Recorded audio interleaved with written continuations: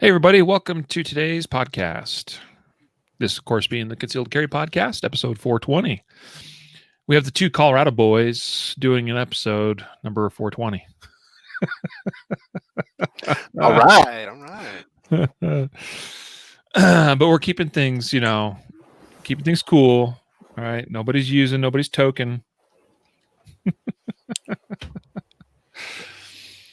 I had a bit of a chuckle as I was typing in the episode title, episode 420.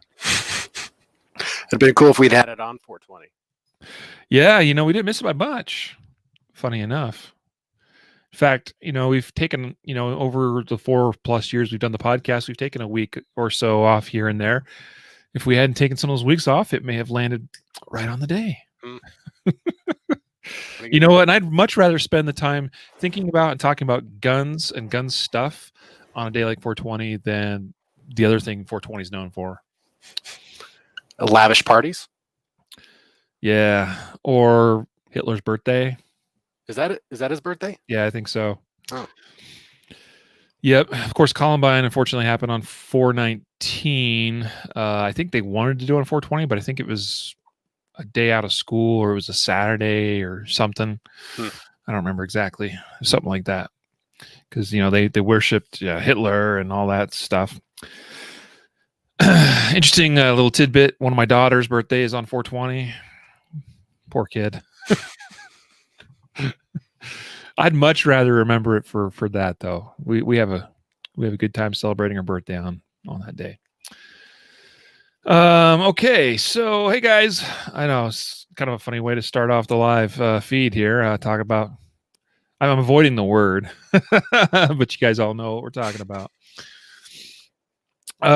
Today we're going to talk about. We got Brian on. Brian's from Mountain Man Medical, mountainmanmedical.com. He's our director of medical stuff.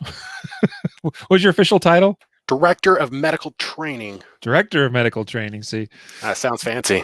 Yeah, super fancy. And those of you that purchased the Mountain Man Medical Trauma Kits during the launch and got access to the training videos and all that, then you should be well familiar with Brian's face and his voice.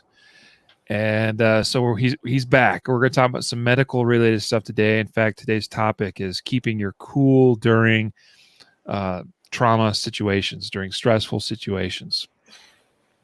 So I got a lot of experience in that.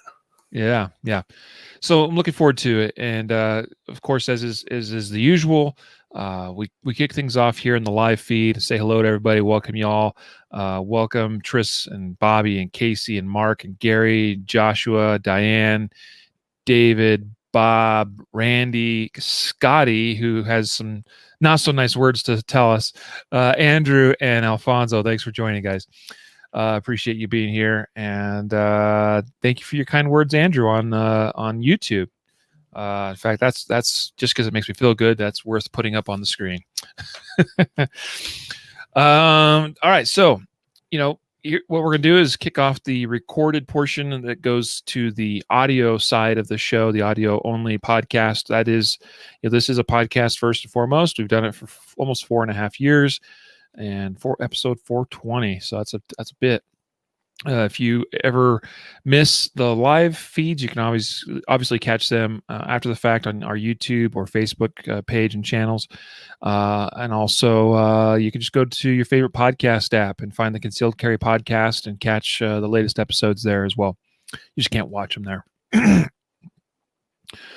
Sweet. Diane just bought the kit 5 minutes ago. I just saw that. I wanted to tell her, hey, you should head over to my YouTube channel and subscribe. Right now, I only have 100% male participants, and I'd love to have some ladies around to class up to join a little bit. Yeah. Awesome. Way to go. All right. Well, let's do the recorded portion of the show now. So, kicking it off in 3, 2, 1. This is the Concealed Carry Podcast, episode number 420. And welcome to the Concealed Carry Podcast, part of the concealedcarry.com network. I am your host, Riley Bowman, and I'm joined today by Brian MacLaughlin, who is our director of medical training. He heads the mountainmanmedical.com team. a team of one, unless you count the guys in the warehouse that put everything together and ship it out. I absolutely do. They keep me from having to do it, which I appreciate.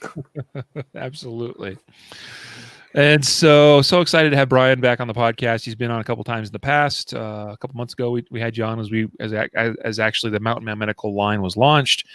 And today we're going to talk about keeping your cool during stressful trauma situations. And really, I think there'll be a lot here that anybody can take away from about just stressful situations in general.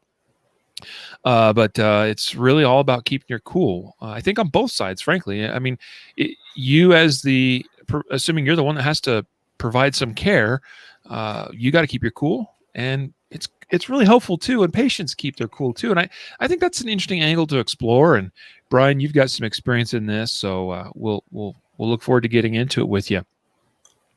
Today's episode is brought to you and sponsored by mountainmanmedical.com. Head on over there for your medical and trauma kit needs. In fact, the line is constantly expanding over there. I could tell you, I'll tease a little bit that in the relatively near future, I can't give you an exact time frame, there will be some additional options as far as trauma kit pouches. Those will be coming here eventually, but we're always adding more products, just in terms of, like, lately we just added a bunch of different options for gauze, and a lot of it compressed gauze. I got compressed crinkle gauze, and I think from a couple of different suppliers, from North American Rescue, from Dynarex, and from I forgot the third one. That's going to be H&H Medical. Yeah, H&H. Yep, the tack gauze. So those are 3 new products added to the store. Guys, head on over to mountainmanmedical.com and pick yourself up a kit. All right, we got the Sweetwater kit. It's kind of the entry-level kit, has just enough to get you going and to make sure you're not totally unprepared. The Yellowstone is the one I'd really recommend. And of course, we always recommend, Brian's big on this, adding a genuine North American Rescue Cat 7 tourniquet. So, and I'm also pleased to announce too that we should soon have in the store products from TacMed Solutions, including the Soft T Wide. And that's been in the works for some time, and we're excited that's finally gonna happen. So Brian also has some exciting news. He wants to talk about a new channel on YouTube. Brian, tell us what you got. Yeah, I already dropped it in a little bit there, but we got the Mountain Man Medical YouTube channel coming up. We've already got some videos up there. We just launched the channel this last week, and already we're up to almost 700 subscribers. So that's pretty great. I'm excited about that. I'm trying to get out some of this good information. So if anybody's interested, go check it out. Leave a comment, subscribe, and if there's anything that you guys like to see a video on, please drop it into the chat here, and I'll look at it, and hopefully I can get to some of those with the upcoming videos. That's awesome, man. Dude, you've been putting out some great content, and of course, you've been putting out some great editorial content as well on the mountainmanmedical.com site. You guys can click on the blog there on the site and read some really great articles from Brian. So speaking of Brian, most of our listeners have probably seen or heard you at some point, but just to refresh their memory, you are a former Navy Corpsman, which is like an Army medic, but according to you, better. Definitely better. Of course. And you were, you deployed to the Middle East, as part of a Marine Corps unit on the ground, seeing some action there, and being the guy that the Marines look to patch them up and keep them healthy. Absolutely. Yeah. So and we're proud to have you on our team, and of course you've worked for the company here for a couple of years now, and have done some great things for us, and we're just excited to have this whole Mountain Man Medical product line and this project going. Today's topic, Brian, keeping your cool during a stressful situation, particularly which trauma situations are almost always stressful. And I'll tell you, I have got some experience in this on the receiving end, as well as being on the care provider side as well, a little bit, but nothing like what you've done. So what I'd like to start off with and hear from you is, Brian, can you maybe just just tell us about, you don't have to go into a lot of detail, but tell us maybe about one stressful situation that that really stands out in your mind. Okay. Yeah. So I've had a decent amount of experience. I've worked in the ER for quite a while, and so I got to cut my teeth on trauma medicine there before I actually got deployed to Afghanistan. So that helped me out quite a bit. When you get a chance to see professionals work in the environment that you're in, it helps quite a bit to kind of get a feel for the energy. And everything is busy, of course, but very intentional. When you see these professionals that have done this stuff for so many times, you see how they handle it, and that really helped me to kind of wrap my brain around what it is that I'm doing and how to maintain my cool. The instance that sticks out most in my mind is I went on an R&R trip when I was in Afghanistan to Lashkar, which is a little outpost in Afghanistan, and the operations that we were running over there were pretty rough. We were pushing to contact every couple of days, if not every day. Getting in firefights and that kind of stuff. So, as a little bit of a reprieve, my command let us, one or two of us, go on a little trip to a local air base where we got to hang out for a couple of days and eat hot chow and take a shower, and it was nice. But while I was there, I got plugged in with HM1 Hall. He was a salty, crusty dude. He was just one of the coolest guys I've ever met. And one of the things that's always on my mind is being able to handle the situation calmly and competently. And until that point, I hadn't been doing as good of a job as I could have. And so one of the things that I did is, once I was there, I got plugged in with him, and he was one of the corpsmen that was in charge there.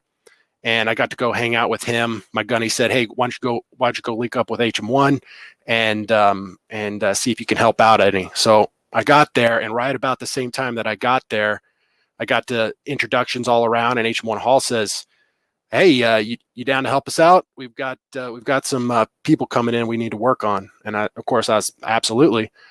So I stood by, gloved up, and they brought in a kid that had gotten hit.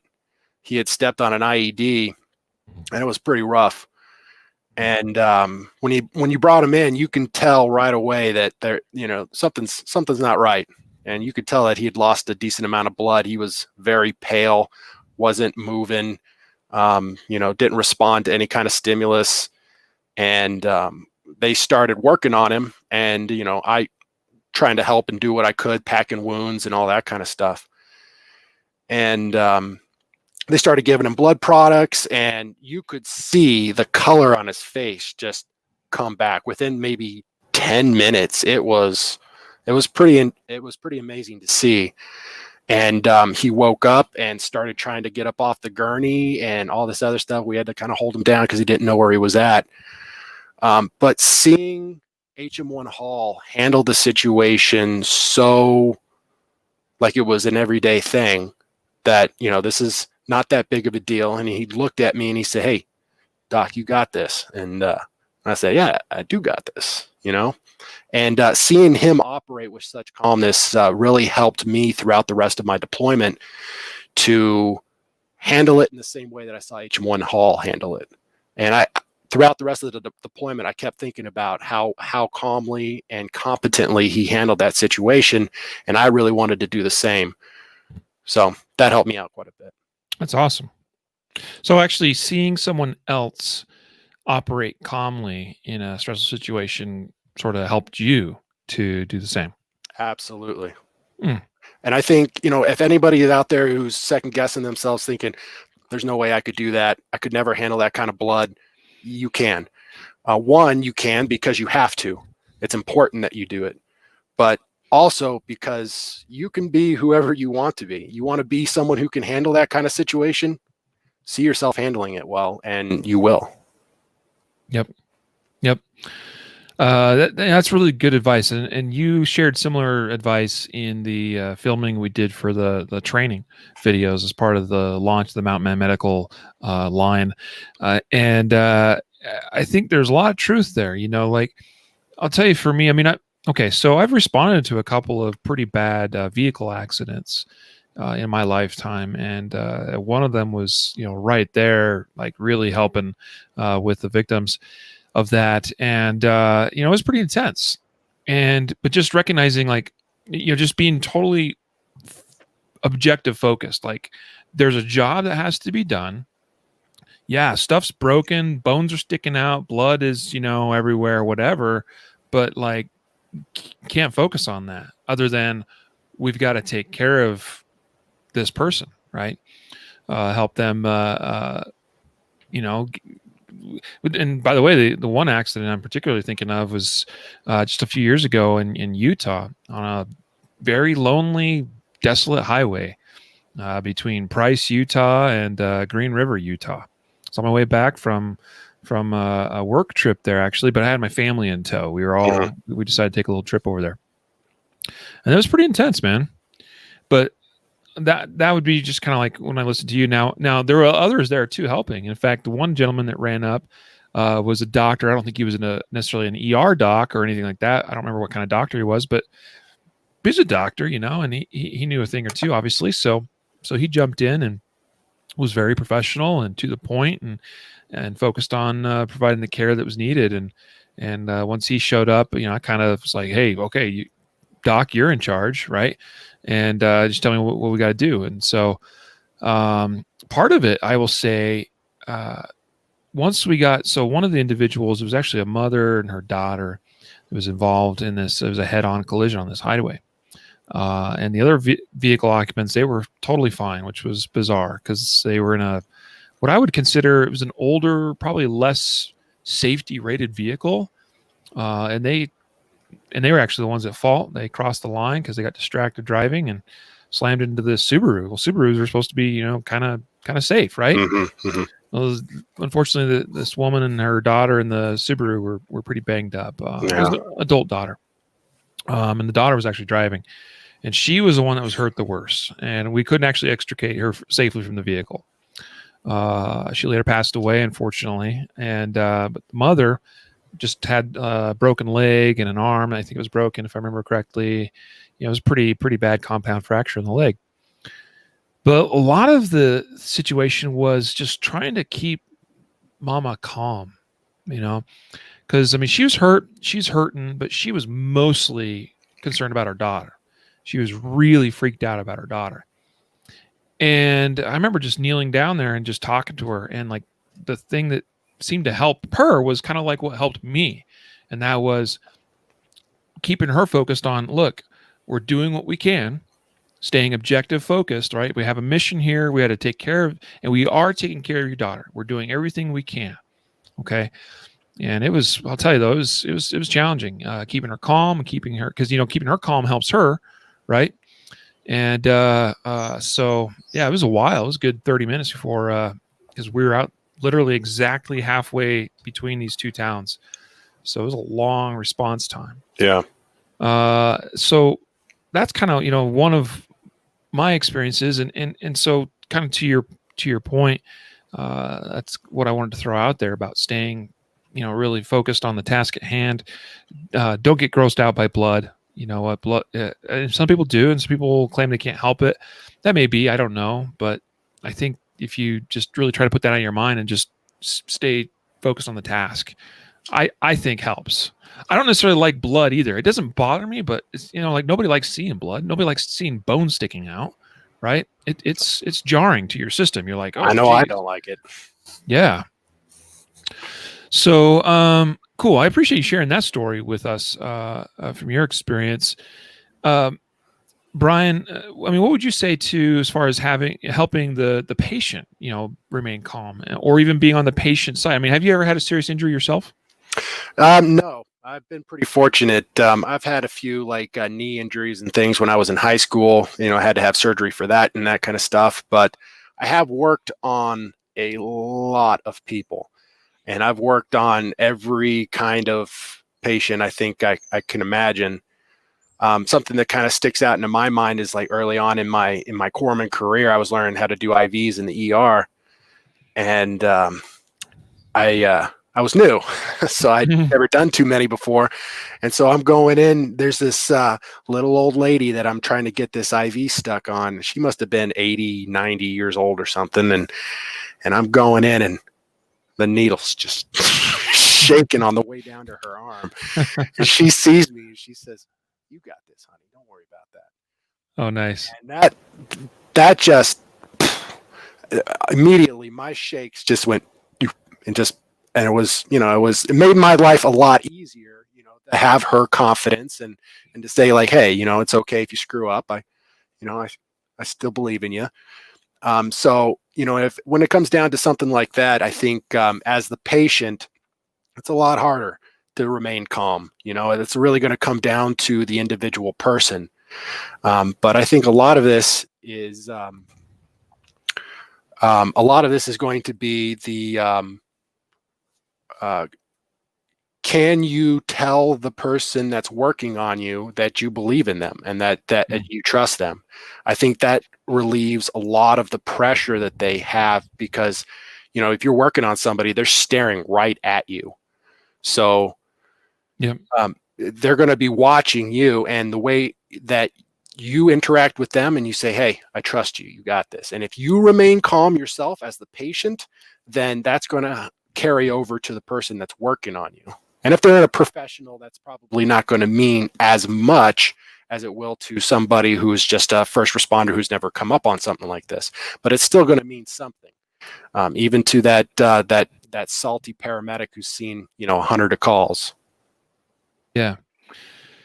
So I've also unfortunately had the experience of being on the receiving end of care in a trauma situation. And to your point, like what you were just saying there's something that stood out to me, and that was that so I fell off a roof. I was working construction and fell a little more than 2 stories. Ooh. And landed on my side. I basically shot off the roof feet first and just kind of somehow maintains more or less. Like I do think my feet kind of hit the ground first, but I was at this angle and just kind of bam and slammed down on the side of my chest and broke a bunch of ribs, punctured my lung and all this stuff, right? Remarkably, like that was, that and I had a concussion and broken ribs and punctured lung. Remarkable. That's all that happened. And I was pretty messed up, and I knew it too. And again, I think kind of keeping objective focus was helpful to me because I do think I remained pretty calm. I know in the beginning, especially I did. Now, at first, you're like, I'm hurt, but I could still breathe okay. So I wasn't really thinking so much about, my breathing or my heart or anything like that. I just knew I was hurt. And I remember the guy I was working with, he came scrambling down the ladder and came around the side of the house, and he's just like panicked. He's just like, he just didn't even know what to do. Like I kind of rolled a little bit and looked at him, and I could just see the shock in his face. Like he's shocked. I'm just like, dude, I just got knocked out. I remember that. Like I remember like it was black, and then I just sort of like came to, right? And I came to just as he was kind of coming around the side of the house. And, I'm looking at him and I could tell he didn't know what to do. And I grabbed this is in the old days of Nokia cell phones with the antenna you had to pull out. Yeah. And I, this is like my first cell phone. I'd only had it for maybe a year or something. Mm-hmm. It was brand new sort of thing for me. And I remember, grab my phone. I grabbed it and I looked at it and it was just smashed. And I'm like, oh shoot. Cause I was going to toss it at him, tell him to call 911. And I'm like, dude, call 911. And he's like, I don't have a phone. And I'm like, yeah, run to the house next door and has to use their phone, sort of thing. And so that's, I think that's the way it went down. But just having to be focused on, okay, there's a problem. We got to solve the problem. Right. And that was like the first thing on my mind. I'm like, I knew I was hurt. Like, dude, you got to call 911 like now. And I'll tell you, the time it took for that call to get placed, and also the time for responders to show up felt like an eternity. And during that time, my lungs started to collapse.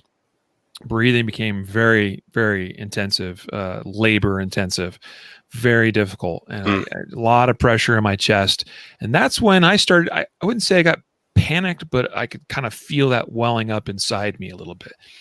When first responders, when the EMS team finally showed up, they started working on me. I remember at one point, one of the providers looking me straight on in my face, making eye contact, and just saying, "You got this. You're good. We're going to take care of you." Like just something to that effect. And that was all it took for me to, just go, "You're right. We're good. And you're taking care of me. Thank you." So like those little words of comfort. And I'll tell you what, again, I think more comforting to me than the actual words that was said was the fact they took the brief second to actually like get straight on with me, look me in my eye, and just with absolute confidence, "You're good. We got this." Yeah, I know tone of voice is a big deal for both the patient and the provider, because if you walk up and you start screaming, hey, oh my God, that's gonna happen, that's gonna freak your patient out. That's gonna freak you out. And if you approach that patient with a very calm demeanor, with a calm voice, not only will that help your patient out, but that'll help you out as well to kind of, calm yourself down and remind yourself that, this is a tense situation, but it's not that difficult. Trauma medicine's not hard. That's why they let guys like me do it. What's difficult about it is that there's blood everywhere. Someone could die, and that makes it hard to process mentally. But if you can get past that, it's not difficult to do. Yeah.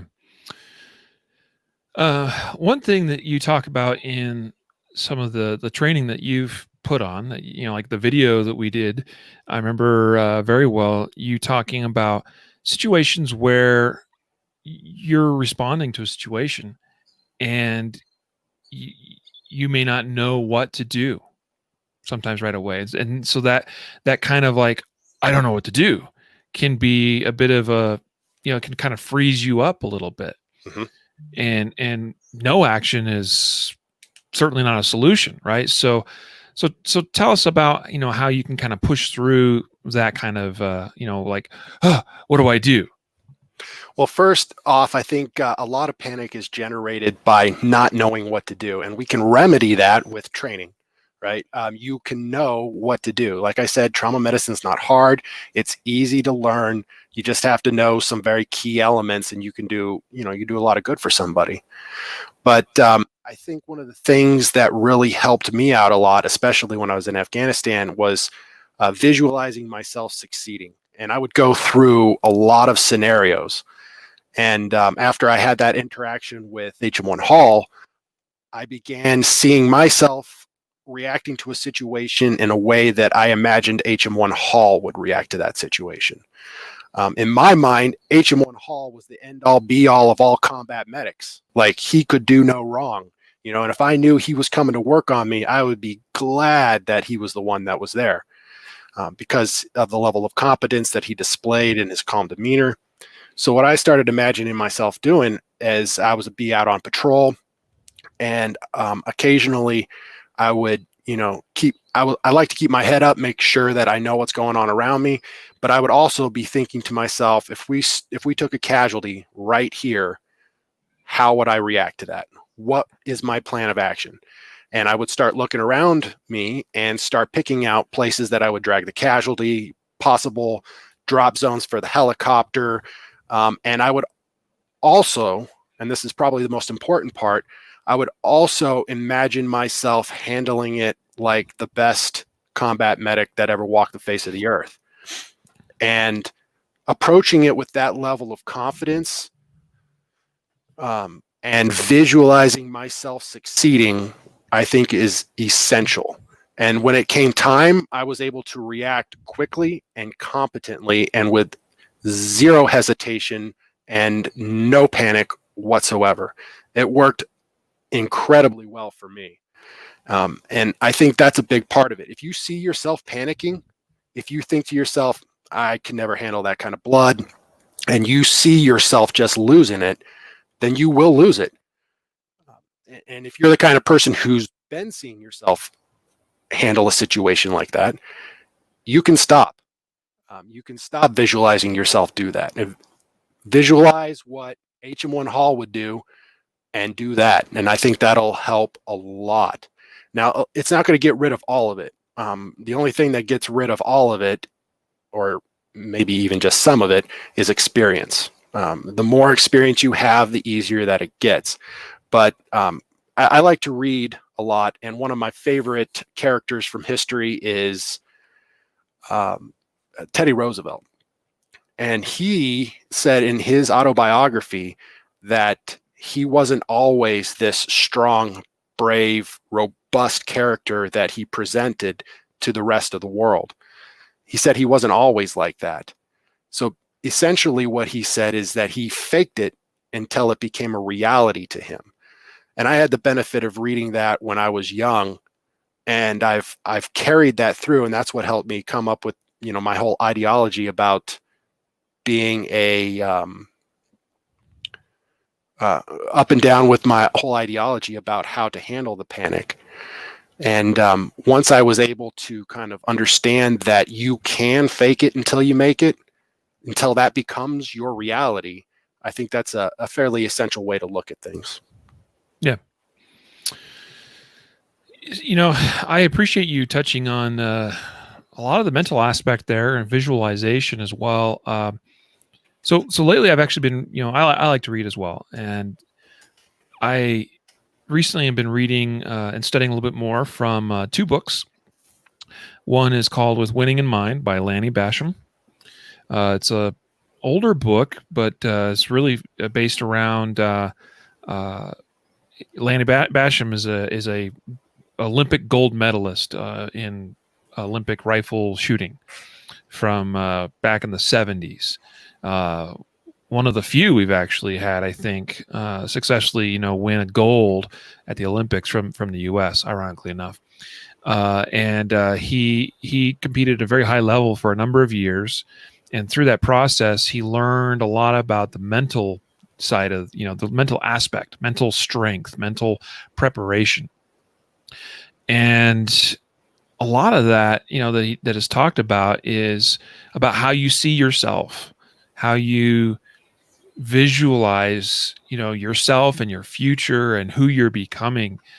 And it's a really powerful thing. Like, you know, I think there was probably a time in my life where you hear something like that, just like, yeah, okay, whatever, you know. But as I'm continuing to try to advance myself as a shooter, I've been trying to apply a lot more of these principles, and it's been making a difference. Just in how I prepare myself mentally, how I visualize myself, how I see myself, and all of that. So it is, I think, an absolutely important part, whether we're talking about shooting, whether we're talking about medical related stuff, whether we're talking about just life in general. I think that, oops, sorry, I'm trying to boot this guy that's spamming our comments here. Accidentally clicked on the show, but what's he saying? Anything good? He's just spamming like with spam links. But anyway, so I think I got that taken care of. So to your point, I mean, you actually use the words visualize, like seeing myself succeed, seeing, you know, us get to the end of this, you know, successfully. I think that's actually a very powerful truth, you know, mentally wise, right? As a shooter, like, okay, so the thing I've started to realize that I'm a pretty good shooter. I shoot pretty good, but I've started to realize that the mental side of things is kind of getting in my way. And so I'm trying to change that. And it's remarkable the differences it's making. So could you expand on that some more? Like, what would you say some other things, you know, that you've done or that you've experienced in your life that you think are directly applicable to further preparing oneself mentally? That's easy, I think, because I apply this particular method to all aspects of my life. For example, I want to be a better husband and a better father. So I visualize what, in my mind, an amazing husband and father would do. And then I do that. instead of all of the ridiculous nonsense that I'd rather be doing, being a terrible human being. And instead, I try to visualize myself being a good husband and father, and I'm able to transfer that entire outlook into all aspects of my life. And it's helped me out a lot in my personal growth, especially after the military and dealing with the PTSD. I was starting to see a person come out that I didn't like, and that no one else liked. So that once I decided, I thought to myself, why am I so angry all the time? Why am I had this huge rage problem. I was looking to fight everybody that I could, and I just wasn't kind to anyone. And after a while, I got kind of tired of it. And I thought to myself, this is not the person that I want to be. This is not the person I visualize myself being. And so I need to change that. And so I started applying that to all aspects of my life. And it wasn't an overnight change. This has been, years in the making, and every day I'm better than yesterday. But, I've come a long way, and that's helped me out a lot. And I think one of the main aspects of this is the scenario training. They used to call this kind of like fantasizing or daydreaming, and you don't have anything to do, and you start thinking about how, if something happened right now, say my kid comes running in and says, my boy's bleeding. How am I going to handle that? Am I going to panic and freak out and not know what to do? No, I'm going to visualize myself being a hero and a dad and a competent one, and I'm going to go handle that situation. So I think a big part of that is running through scenarios in your own mind. Think about, if something happened right now, what would I do? And that takes a lot of the planning out of the situation. So if something does happen, you've already got a plan in place. But if nothing happens at that particular moment, maybe it'll happen a couple of days later or a couple of weeks later, and you've already thought along these same lines, and you've already developed at least a reasonable plan. It might not fit that exact situation, but it might be close. And you've already gone through in your own mind, how can I change this? And this is not something that I've developed personally. This is not like my own authored philosophy. This is something that's been taught in sports for a long time. Mm-hmm. Whenever they talk about people, like you were talking about, that the shooting expert, mm-hmm. Yes, absolutely. That's what they're teaching a lot of these guys for recovery from injuries. They're saying that if a lot of these athletes, they have one of these injuries where they're not training for three months or more. If they are constantly visualizing their own plays, their own scenarios, and how they're going to react to it, their recovery time from when the injury occurs to when they're back and playing at their full capacity it's drastically reduced. So by visualizing these scenarios in your own mind, this is what's helping these professional athletes stay at the top of their game, even if they're getting these bad injuries and they're not able to train as much. Mm. So, I mean, this is not just applicable to combat or medicine. It's applicable to all areas of life. Visualize yourself handling it the way that you wish you could handle it, and you will. It's pretty easy. Yep. Yeah, it's true. The interesting thing is it kind of feels like a little bit of a dichotomy, of a situation, a contradiction that we end up in, because like the thing is, when you start, like, okay, so for instance, I'm going to use the shooting aspect, but I think all this applies, okay, to what we're talking about, to the medical side of things as well. But let's just say, I'm working on becoming the best shooter in the world, right?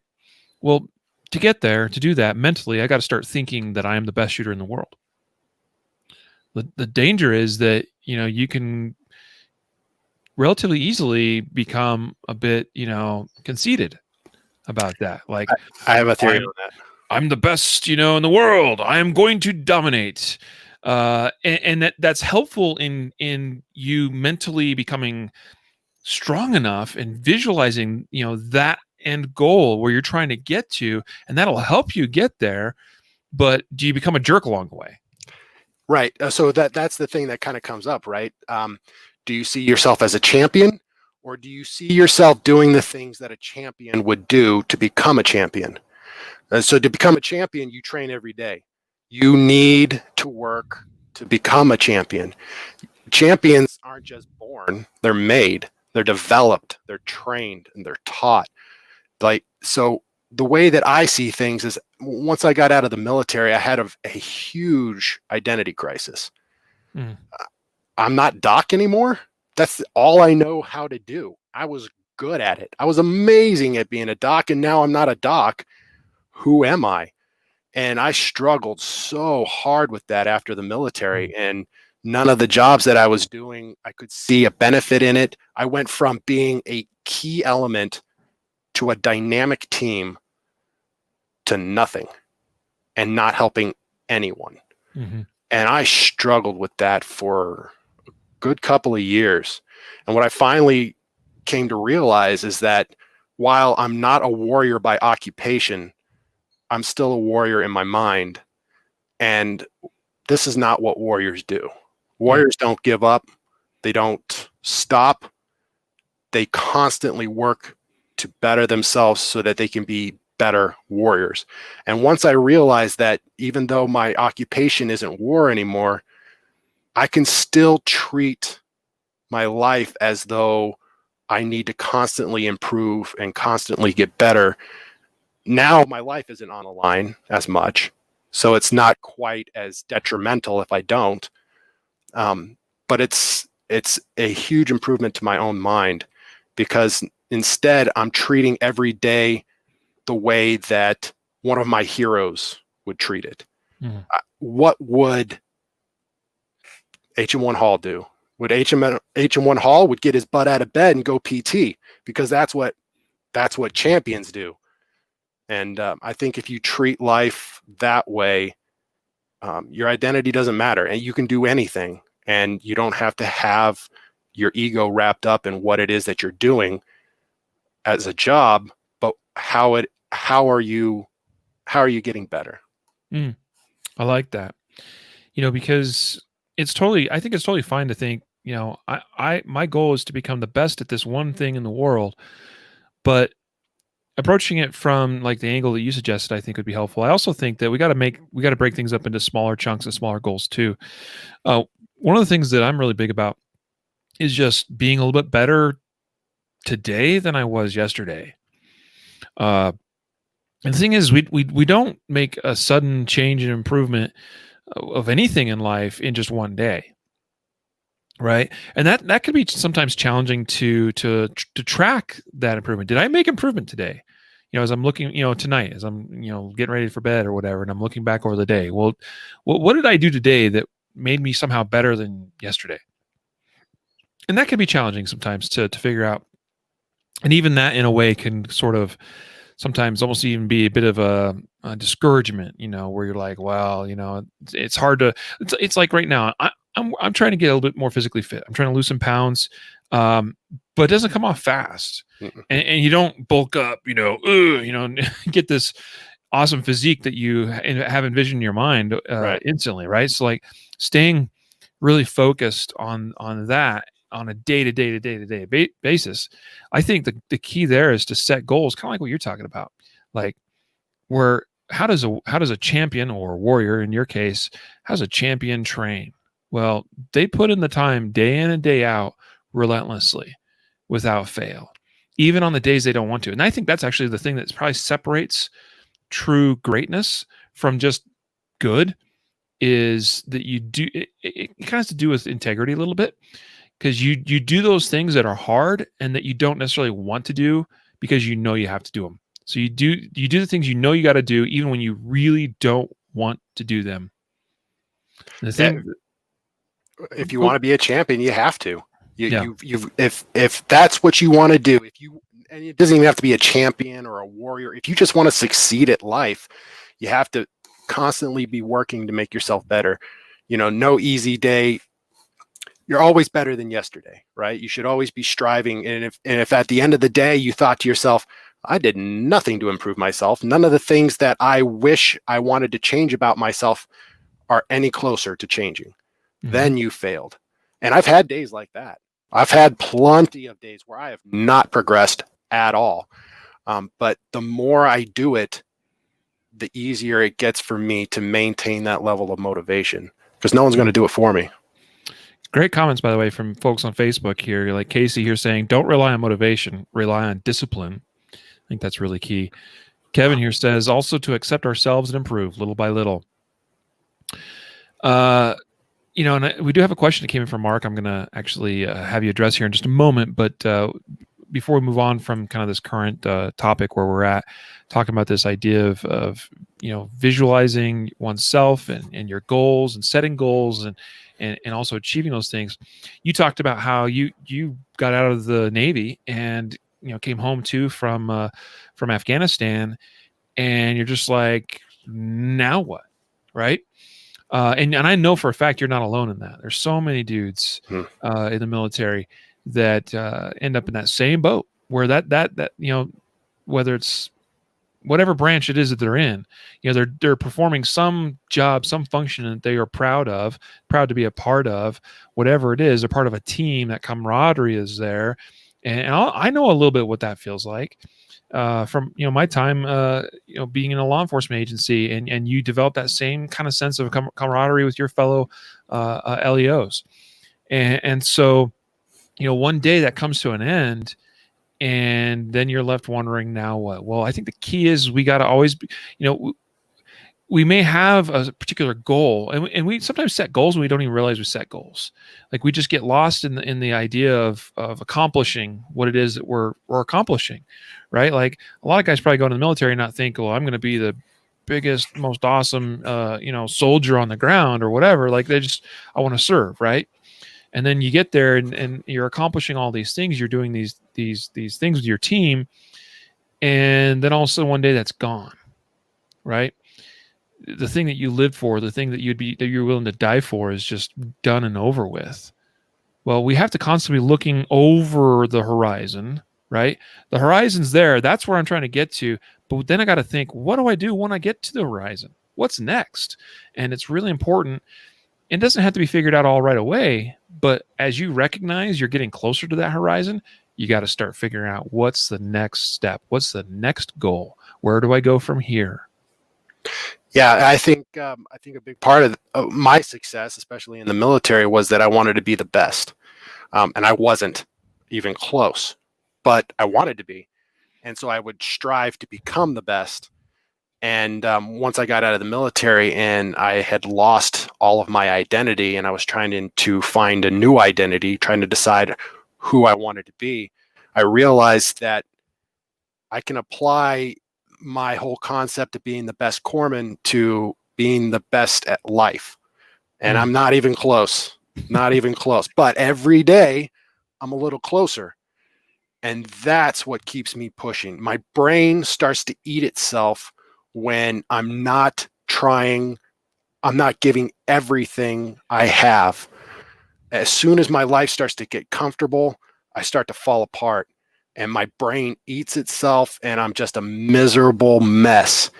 But as soon as I'm putting everything that I have into every goal that I have, every aspiration, every priority, that's when I start to make the most success in my own mental issues. We all got our own mental issues, right? Yeah. And that's when I'm most at peace. When I was in Afghanistan, it was a very hard, very arduous, hectic environment. I loved it. I'd never been better in my life. I was on top of the world and I was doing a job and I was happy. And then I got out of the military and my life was easy. I started sitting behind a desk, not doing anything. My life was easy and I was miserable. And it wasn't until I started putting myself into uncomfortable situations, getting myself out of my comfort zone and striving constantly, that's when I started to make the most progress. And I know I'm not alone out there. I've talked with a lot of vets before I started working for concealed carry. I I work for the VA, and I had a chance to swap war stories with a lot of veterans. And one of the hardest things that people, are always talking about it, they think that they're alone, and no matter who you are, there's a lot of other people out there that have had the same things go on to them that are happening to you right now. And if you want to get past it, you definitely can. It just takes some effort. Yep. So let's address this question. So kind of going back to where we sort of started the episode a little bit, Mark here asks, how do you calm your anxiety and heartbeat? How do you stay present and attentive? The adrenaline rushes, nerves flare. How do you calm it down in the moment?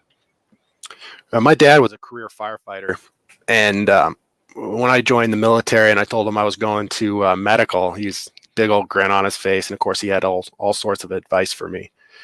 And one of the things that he recommended that I do is lick your lips. And I was like, okay. But in the middle of it, what that does is it does some sort of like little reset for you. And I think before I would start working on a casualty, instead of jumping in and getting right into it, I would take a second, just a second or two, and think about what's going on. Now, your initial reaction is, gotta go. There's someone dying. I need to fix them. I got to do something right now or they are going to die. That's kind of true. But you're more likely to do more good if you take a couple of seconds, take a deep breath, and think and come up with a plan. Okay, he's got an injury here. That looks like that's the worst one. I should probably fix that next. And then while you're working on that one, you're looking at the other thing, and you're constantly making a decision in your mind. And it's hard, but it's possible, and you can do it. And it'll help a lot if you just take a couple of seconds before you act, come up with a little plan, and then work on that plan.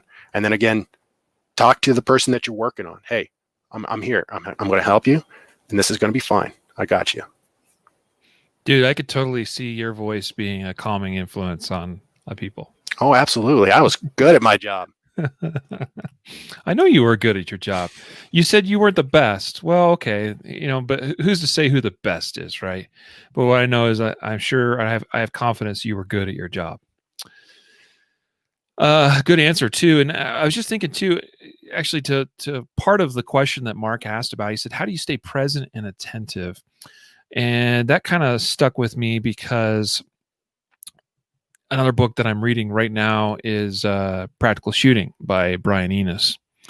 And there's quite a bit of like mindset, mental prep type stuff in that book as well.